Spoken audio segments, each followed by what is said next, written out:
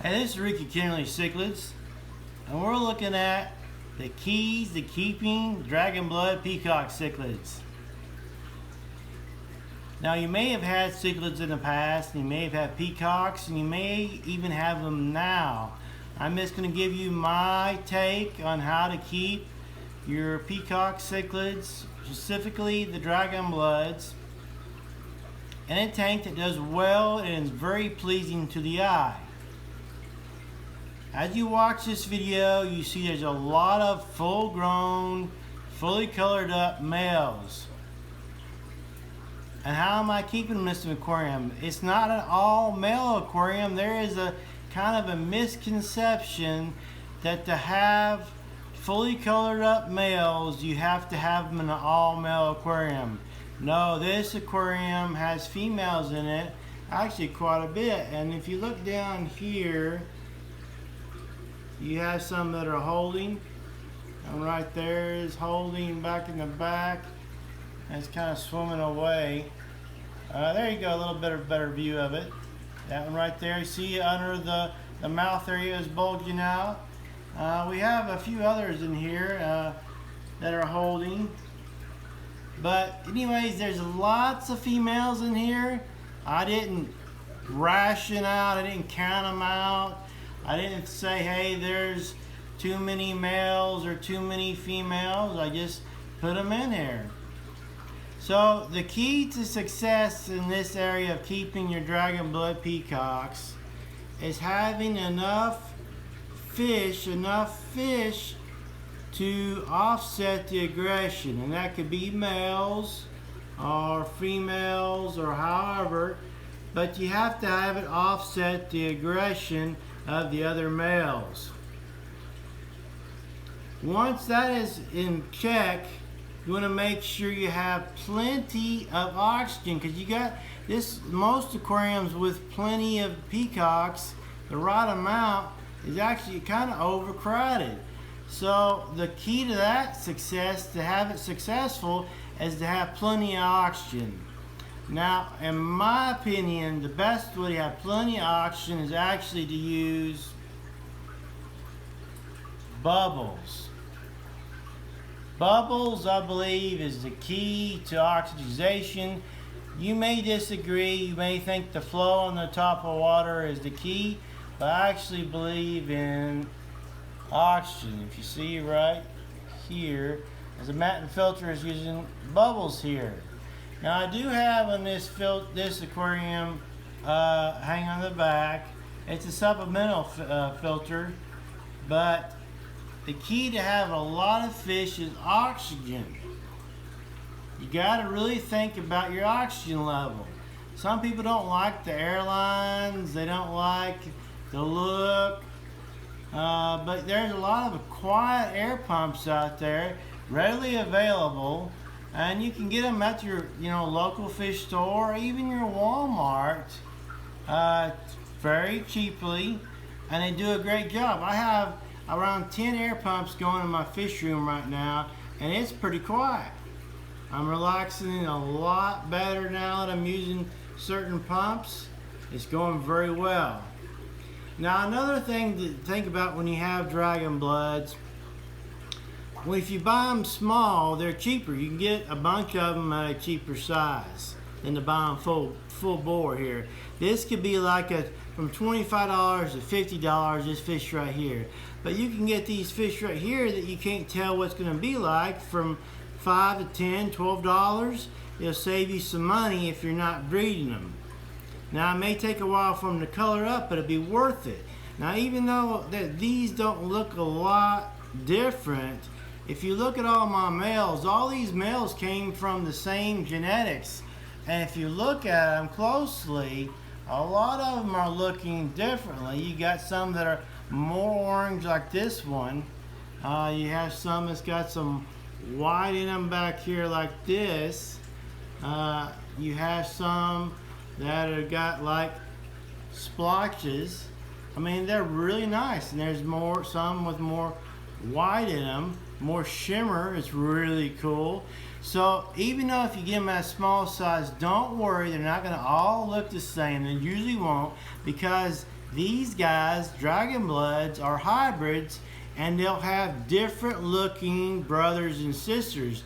They won't all look the same. So that makes them really unique and really special to have in your aquarium.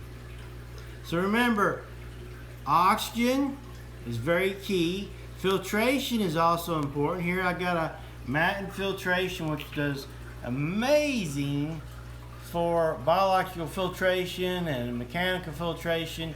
Now mine's kind of a homemade, and I will eventually upgrade it to a better Matin filtration, but it does really well. And once I upgrade to the better Matin filtration, I will no longer have the hang on the back filter. So the numbers of your fish are important, oxidization, filtration is important, and then your substrate. I believe in always having substrate in all my aquariums. Even though this is an overcrowded aquarium, it's just more pleasing to watch. And if you're having fish, you want to watch them. You want to see those fish. You want to check them out. And then the one thing everyone needs to be reminded, no longer how long you've been in the hobby, is water changes. Make sure you do weekly water changes. And if you're going to have an overcrowded aquarium like this, I would think around 50% every week is very special indeed for your fish. To keep them healthy and looking great. Now the last thing that everybody, including myself, has trouble with is control your feeding. When you have an overcrowded aquarium, you can't just put in a ton of food 2 or 3 times a day. Sometimes you have to skip a day. Sometimes you have to get a net and take some of your excess food out. You got to monitor it closely. You just can't just throw in food and then leave. You got to check them and see if they eat it all, and see if you need to take some out. So it's very important to watch your feeding, watch what type of food you feed them. You may have to experiment with different types of food. I use probably about 20 different foods to finally settle down on a few.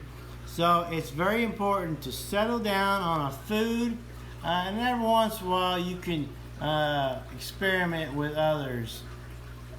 So keeping Dragon Blood cichlids are not much different from other cichlids, except you got to do lots of water changes and have a lot of them.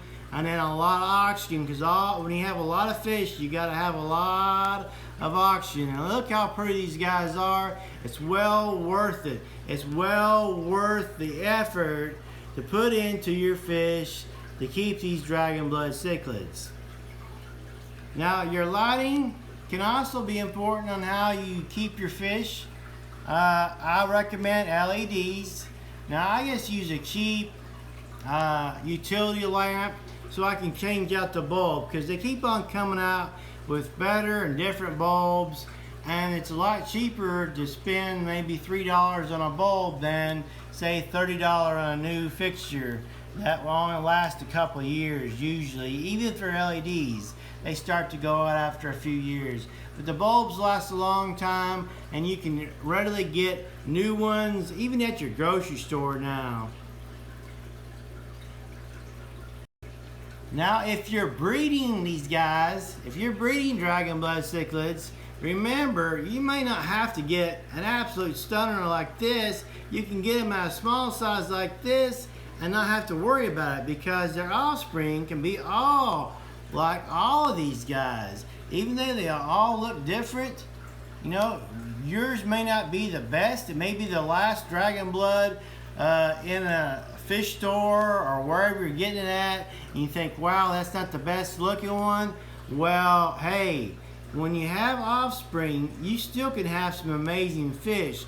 So it's not as necessary when you're picking out your main breeder male or the females, because they have a variety of offspring that will be very pleasing to you and to your family and friends.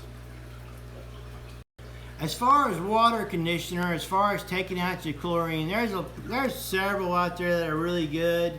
I've decided to stick with Seachem Prime. It's liquid. I have used the solid before, but I'm using the liquid now, and it's been doing very well for several months.